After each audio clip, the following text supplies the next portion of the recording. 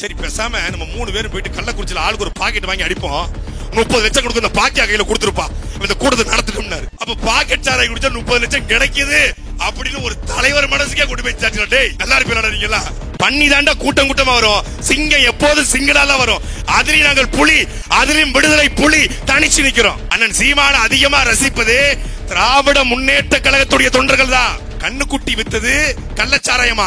அப்ப இந்த கருணா போட்ட குட்டி வித்தது நல்ல சாராயமா? அது கண்ணு குட்டி, இது கருணா குட்டி, கருணாநிதி போட்ட குட்டி. விவசாயி செத்து போனா அவனுக்கு 10 லட்சம் பணம் கொடுக்க வக்கு இல்ல, துப்பு இல்ல. ராணுவ வீரன் செத்து போனா அவனுக்கு பணம் கொடுக்க வக்கு இல்ல, துப்பு இல்ல. கள்ளச்சாராயம் குடிச்சு செத்து போனக்கு 10 லட்சம் கொடுக்குத. வெக்கம், மானம், சூடு, சொரணை ஏதாவது ஒண்ணு இருக்கு அவங்களுக்கு? 10 லட்சம் எதற்காக? எவன் அப்ப விட்டு போனோம்? உதயநிதி ஸ்டாலின் கேட்ட மாதிரி எவன் அப்ப விட்டு போன அந்த 10 லட்சம்? நீ பறையன்னு சொன்னா தாழ்ந்திருக்காடா, பறையண்டா என்ன நில்லடா என்று உயர்த்துறாரு. நீ புலித்தேவன் வாரிசுடா, நீ மருதுபாண்டி வாரிசுடா, நீ அழகமுத்துக்கோன் வாரிசுடா, நீ தீரன் சின்னமலையின் வாரிசுடா, நீ பண்டார வன்னியன் வாரிசுடா, நீ வெண்ணி காலாடி வாரிசுடா. நீ எங்களை அப்படியே உசுப்பேத்துறாரு. நீ உத்தராவணங்கித்தர் பரம்பரை விட்டுறாத, நீ காமராஜர் பரம்பரை விட்டுறாத, நீ ஏத்துறாரு. அவன் இந்தா நீ வீரன் ஏத்திட்டு போச்சு.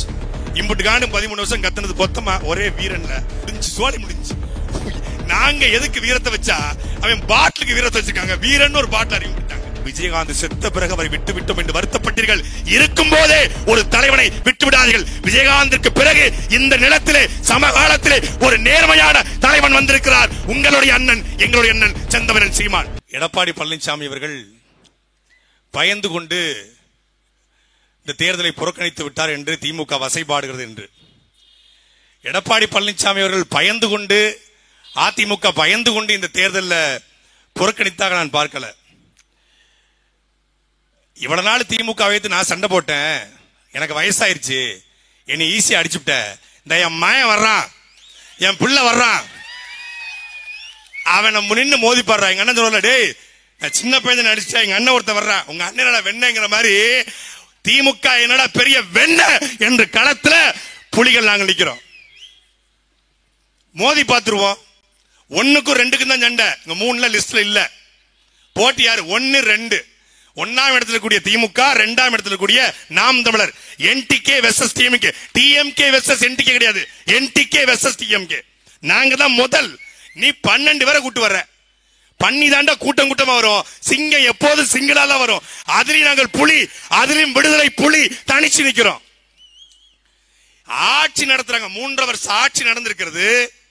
நான் கேட்டதுக்கு திமுக காரங்களுக்கு கோவம் வந்துருச்சு. இப்போ திமுக ஆபீஸ் இருக்கு, எங்க அக்கா காளியம்மா சொன்னாங்க. திமுக ஆபீஸ் இருக்குது யாரு? நம்ம அண்ணன் தம்பி, நம்ம சித்தப்பன் பெரியப்பன், நம்ம மாமச்சான், நம்ம அங்காளி பங்காளி.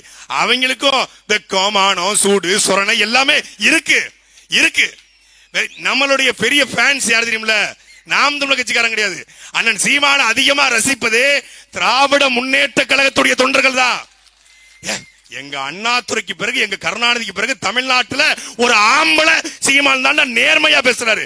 கள்ளக்குறிச்சிக்கு போகாதை அழைச்சு பேசி அண்ணன் சீமான் மட்டும்தான் கள்ளக்குறிச்சிக்கு வரல என்று ஏண்ட திமுக காரங்க எத்தனை பேர் சொல்லிக்க தெரியுமா?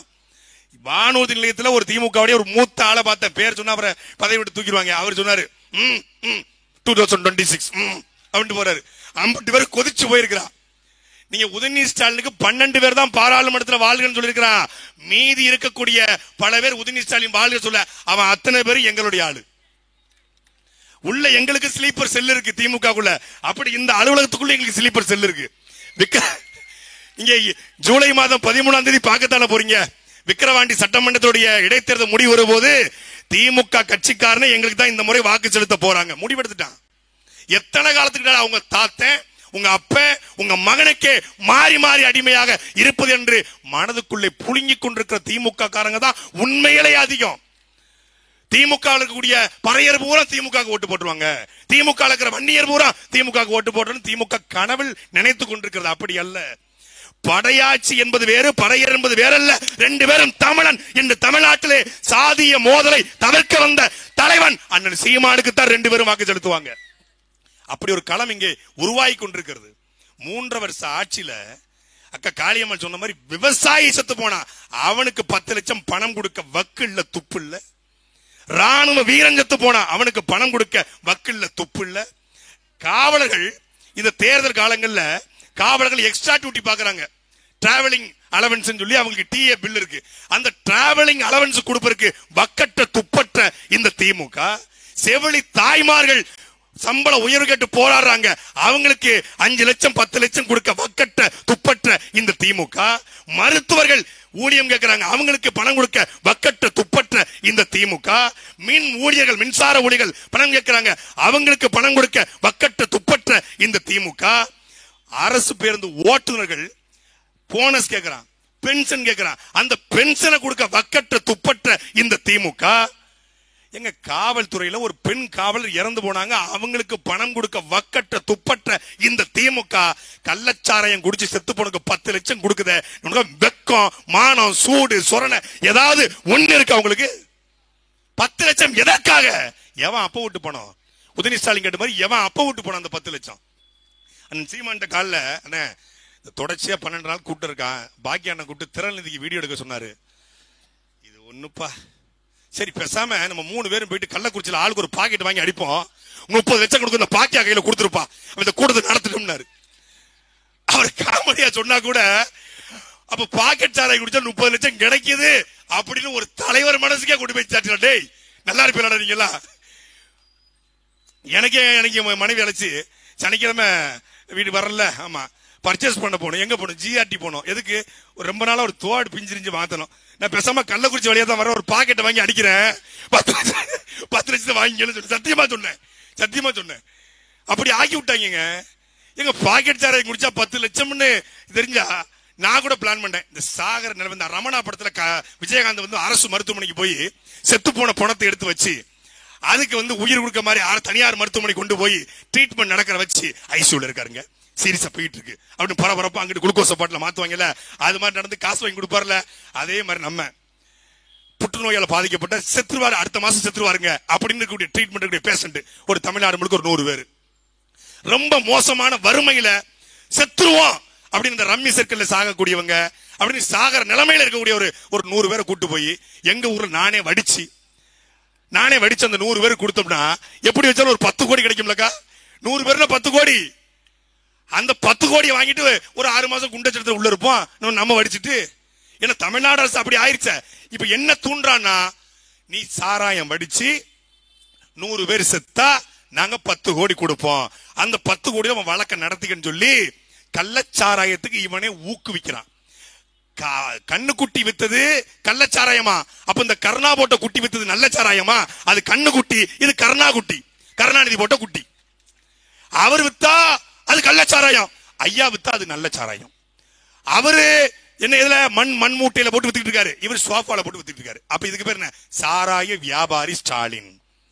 டாஸ்மாக்ல 48,000 கோடி வருமானத்தை வைத்து நடத்துகிற இந்த அரசு எப்படிப்பட்ட நல்ல அரசாக இருக்க முடியும் என்று நீங்கள் சிந்தித்து பாருங்க. அதுலயா நல்ல சாராயம் கிடைக்குதா?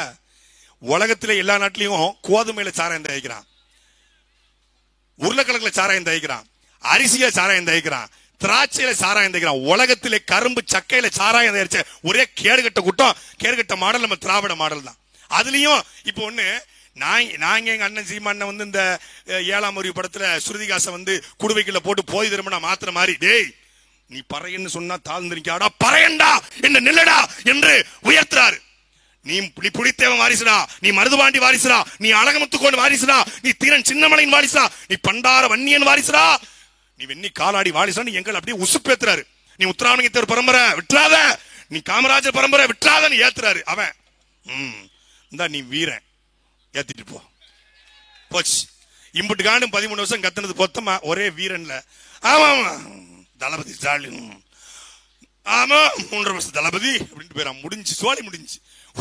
நாங்க எதுக்கு வீரத்தை வச்சா அவன் பாட்டிலுக்கு வீரத்தை வச்சிருக்காங்க. வீரன் ஒரு பாட்டில் அறிமுகப்படுத்தாங்க தமிழ்நாட்டுல. இப்ப ஐயா வந்து கத்தாரு போற, அது யாரு? அவர் உண்மையில வீரன், ஆனா உள்ள போயிருக்கிறதும் வீரன்.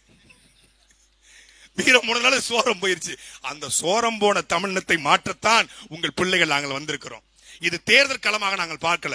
இந்த மேடை என்பது ஒரு அரசியல் மேடையாக பார்க்கல. இது ஒரு அறிவார்ந்த மேடையாக, ஒரு அறிவியல் மேடையாக, தமிழ்நாட்டு அரசியலில் நாம் தமிழர் கட்சி கூட்டம் என்பது மாலை நேர அறிவியல் வகுப்பாகத்தான் பார்க்கிறேன். ஒரு கட்சி தலைவன் இந்த நிலத்திலே மண்ணுக்காக, மலைக்காக, காடுகளுக்காக, பேச முடியாத அணிலுக்கும் சிட்டுக்கும் அரசியல் செய்கிற ஒரே தலைவன் இந்திய நிலப்பரப்பு எங்களுடைய அண்ணன் செந்தமிழன் சீமான் மட்டும்தான். அவரை விட்டுவிடாதீர்கள். விஜயகாந்த் போன போது டிசம்பர் மாதம் எல்லோரும் கண்ணீர் வடித்தார்கள். நல்ல தலைவருங்க, அருமையான தலைவருங்க. எப்படி எதிர்த்து பேசினாரு. கருணாநிதி ஜெயலலிதாவையும் போல்டா எதிர்த்தாருங்க. வீட்டுக்கு வர்ற மக்களுக்கெல்லாம் சாப்பாடு போட்டாருங்க. அவரை விட்டுட்டங்கன்னு. விஜயகாந்த் செத்த பிறகு அவரை விட்டுவிட்டோம் என்று வருத்தப்பட்டீர்கள்.